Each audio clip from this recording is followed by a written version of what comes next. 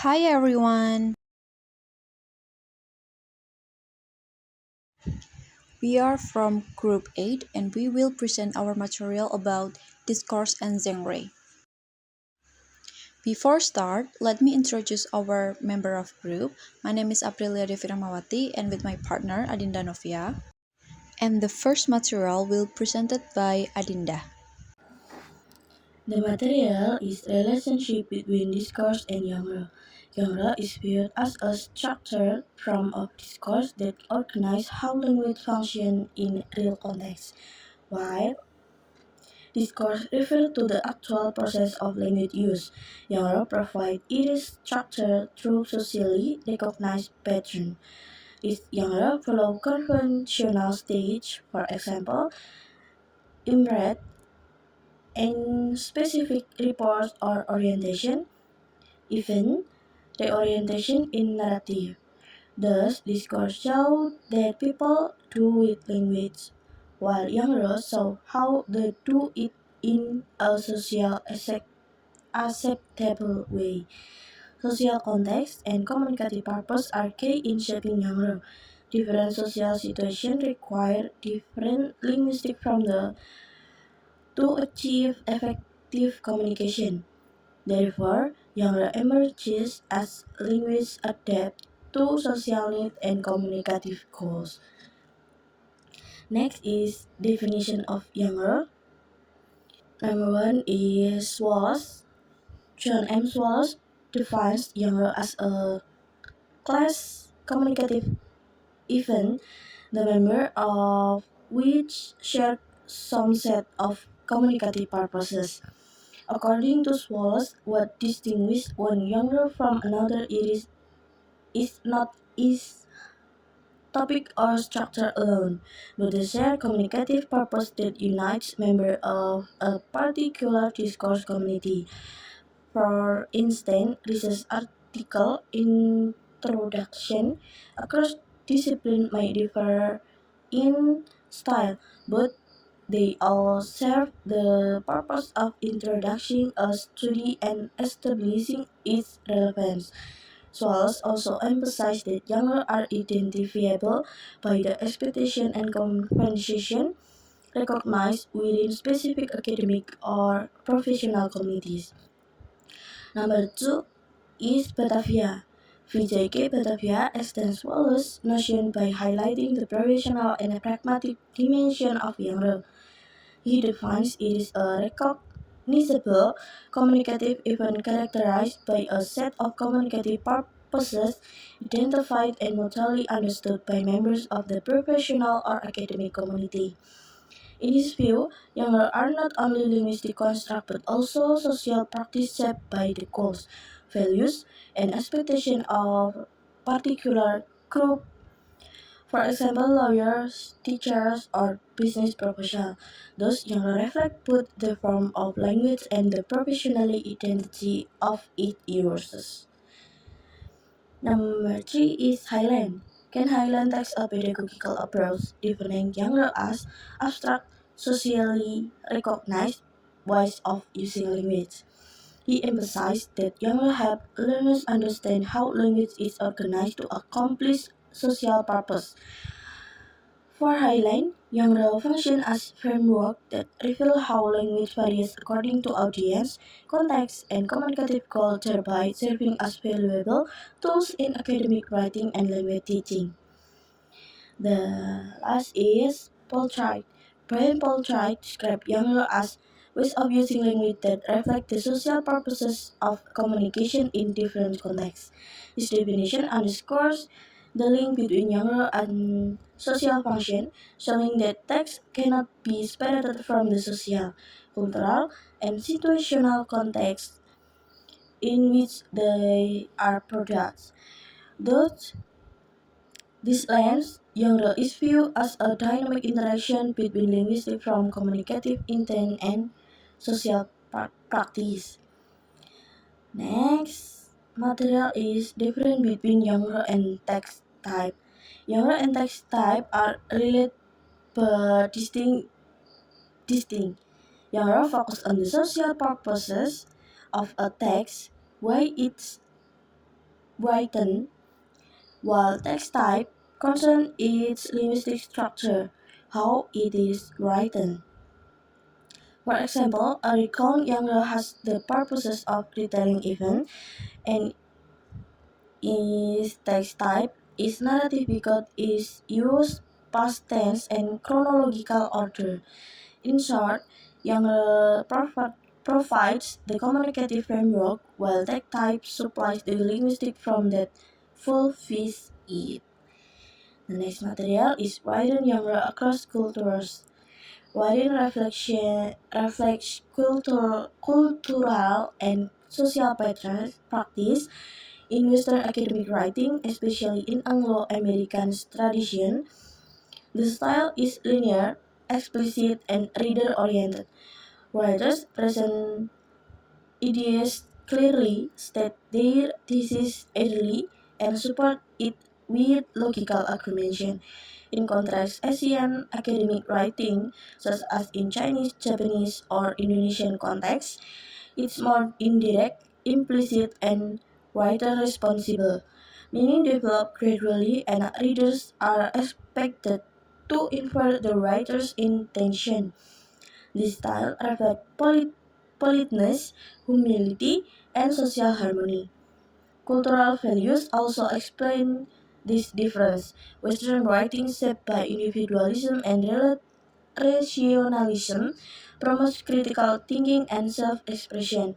Asian writing, root, rooted in collectivism and respect for hierarchy, emphasizing modesty and harmony.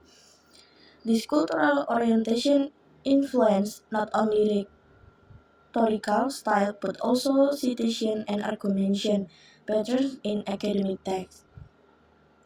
The next material is spoken genre across cultural.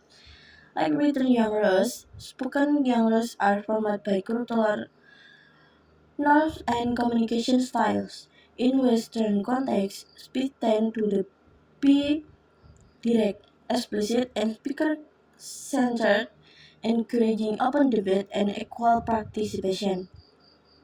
In Asian contexts, speech is indirect, listener-oriented, and hierarchical, emphasizing respect and harmony. Social norms such as power, distance, and politeness shape spoken interaction. High power, distant cultures in Indonesia, China, Japan value formality and different, while low power distance cultures in the US and Australia prefer openness and informality. Moreover, Hall's concept of high context versus low context communication explain why Asian speakers often rely on shared understanding and subtle cues, while Western speakers prefer explicit verbal clarity. Overall, spoken genres are cultural performances that reflect norms about speaking salience, humor, and disagreement. Effective cross-cultural communication requires not only language mastery but also cultural awareness and sensitivity. The next material is genre and academic writing. Genre theory is fundamental to understanding and producing academic texts.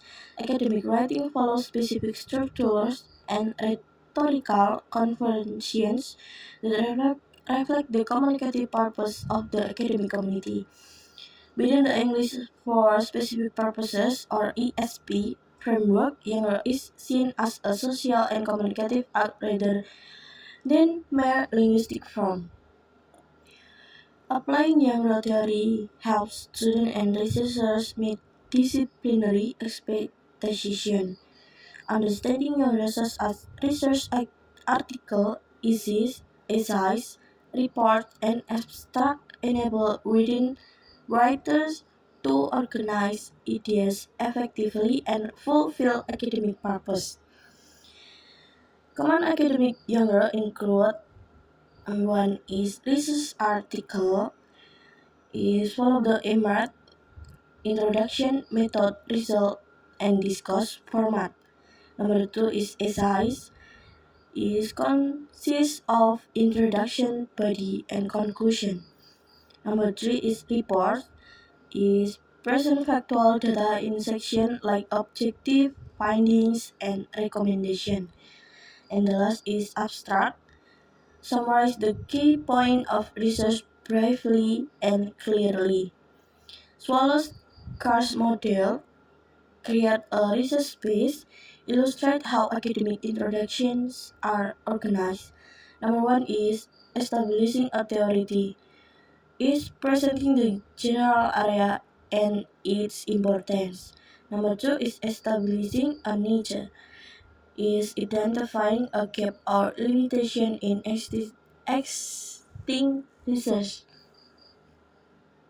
Number 3 is occupying the niche, applying the purposes and contribution of the current study. This model helps writers position their work within academic discussion and contract clear persuasive introduction. We move on to the 2.6 step in genre analysis.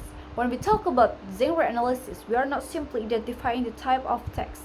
Genre analysis goes deeper than that. It tries to understand why a text is written the way it is, what purpose it serves in society, and how the writer used language to achieve that purpose. The first step in analyzing a genre is always to identify the communicative purpose of the text. Every genre has a goal. A descriptive text aims to describe something. A narrative aims to tell a story. A procedure aims to instruct, and an argumentative text aims to persuade. Once we understand the purpose, the next step in the analysis becomes much clearer and more meaningful. After identifying the purpose, genre analysis continues by examining the internal structure of the text, which is often called more structure. Moves are rhetorical steps that help the writer guide a reader through the text. They show how the text is organized logically to fulfill its purpose. In academic writing, for example, the introduction usually contains moves such as establishing the importance of the topic, showing the gap in the previous research, and presenting the aims of the current study. These are not a random choice. They are conventions shaped by academic culture. Analyzing move allows us to understand the writer's strategy and how meaning is built stage by stage. Another important part of genre analysis is identifying the linguistic features used in the text. Every genre uses specific vocabulary, grammar, and sentence patterns that support its purpose. A narrative uses action, verbs, and time markers. A descriptive text uses adjective and specific details. And scientific writing uses technical vocabulary and passive voice. These features are not chosen accidentally. They are carefully selected to match a function of the text. By analyzing these linguistic features, we can see how language is shaped to achieve social goals. Finally, genre analysis also looks at the broader context in which the text appears. A text is always influenced by the community that uses it. Cultural values, communication style, expectation, and the power relation all affect how a text is constructed. Understanding context helps us see why a genre exists and why it takes a certain form. Through these steps, genre analysis becomes a powerful tool to understand not only text but also people, society, and communication itself. Let's move on to the 2.7. Alright, right now we move on to the 2.7. Social and cultural context of genre. Genre are never created in isolation. They grow out of the social and cultural environment of a community. Every time people communicate in a consistent way, a genre slowly forms. That is why genre reflect the habits, value, and belief of the society that use them. One important concept here is the discourse community. A discourse community is a group of people who share the same communication norms. For example, Scientists have their own ways of writing research articles. Lawyers have a legal genre, students have classroom genre. This community shape how texts are written, what is considered appropriate, and what expectation readers have. Culture also play a major role in in the culture that value directness, such as many Western cultures. Texts tend to be more explicit and straightforward.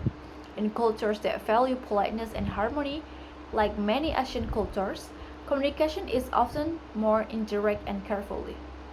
This cultural preference shape the tone, language, and structure of the text. Even everyday communication, such as email or greetings, looks different across cultures. This is show that genre is deeply connected to cultural identity. Power relation also influence genre. Text used in the forms institution, government's documentation, legal agreements, academic reports tend to be more rigid and authoritative. Meanwhile, texts among friends are more relaxed and informal. Technology has also created new genres such as social media posts, online views, and chat message or video caption. This digital genre comes with their own rules and expectations. All of this show that genre is a living, dynamic system that constantly changes along with society. Understanding the social and cultural context helps us interpret text more accurately and write more effectively. Alright, right now we move on to the 2.8 mode structure of genre.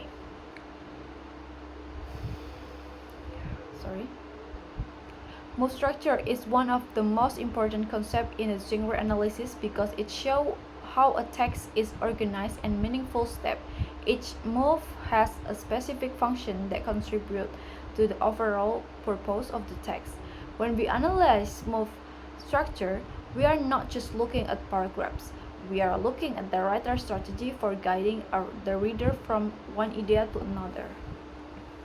In academic writing, one of the best known models is Wallace's course model. This model explains that the introduction of a research article usually begins with establishing a research territory, which means explaining why the topic matters. Then, the writer identifies a gap indicating what has not been studied or what needs further investigation. After that, the writer occupies the niche by explaining what the current research will do fill the gap. These three moves allows the introduction to build its purpose logically and convincingly. More structures exist in every genre. A narrative has a move for orientation, complication, and resolution. A descriptive text has identification followed by description. An explanation that text starts with a general statement and then explain the process. These patterns help reader understand what to expect because genre create predictability. The language used in each move also differs. For example, a move that presents a gap often uses contrasting words like however and despite this. A move that describes an object uses many adjectives. A move that presents aims uses verbs like explore, investigate, or analyze. By studying more structures, we can understand how text builds meaning gradually. We also become more skilled writers because we learn how to construct our own text with clarity and purpose. Let's move on to the 2.9 genre analysis in the English textbook. To make this concept easier to understand, we can look at the example from the English textbook when English rings bell. In the chapter about descriptive text, there is a sample titled My School. Although the the text is simple, it clearly reflects the structure and linguistic features of the descriptive genre. The text begins by introducing the school, giving the name and location. This acts as the identification move, which tells the reader what is being described. After that, the text continues with detailed description of the facilities, the classroom, and teachers and the school environment. This part is the description move, where the writer provides vivid details to help the reader imagine the school. At the end, in the end, the writer adds a personal comment in expressing their feelings about studying in that school. This is a characteristic final move in many descriptive texts because it adds a personal touch and emotional impression. The language used in this text, such as a simple present tense, descriptive adjective, and specific nouns, match the typical features of the descriptive writing. The text also reflects cultural values commonly found in Indonesia's school, such as cleanliness, respect for the teacher, and friendly learning environment. This shows that even a short school book text can demonstrate purpose, structure, linguistic features, and cultural elements at the same time. Right now, we move on to the 2.10, genre in language teaching and learning. In language teaching, especially in countries where English is taught as a second language, the genre-based approach has become one of the most effective methods. This approach emphasizes that learners need to understand not only grammar and vocabulary, but also how language is used in real-life situations. That is why modern English curriculum, including those in Indonesia, are built around good genre. Teaching though, genre usually involves three stages. First, students are exposed to a model text so they can see how the genre works in real examples. This stage is called modeling. Then, student works together with the teacher to construct a similar text. This is called joint construction. Finally, students write their own text independently, applying everything they have learned. This last stage is independent construction. The advantage of the approach is that learners develop a clear understanding of why a text is written in a certain way. They learn to recognize the purpose, the structure, and the language features of various genres. This makes them more confident and effective writer. They also build critical reading skills because they can identify the intention behind text they read. However, genre-based teaching also requires teachers to fully understand how genre works. Teacher must be able to explain structure, moves, and linguistic choices clearly. They must also select texts that are meaningful to and culturally relevant to students. Despite this challenge, the genre-based approach remains very valuable because it prepares learners for real communication outside the classroom. Though genre, student learns language as not as isolated grammar rules, but as a powerful tool for interacting with society. To conclude section 2.6 until 2.10 show the genre is not just a label for types of text. Genre is a complete system that connects language, purpose, structure, culture, and society. Understanding genre means understanding how people communicate, how communities shape text, and how writers construct meaning. By analyzing genre and teaching them in the classroom, we help learners become better readers, writers, and communicators. Thank you for listening, and I hope this presentation helped us appreciate the richness of genre in language learning. Thank you. Wassalamualaikum warahmatullahi wabarakatuh.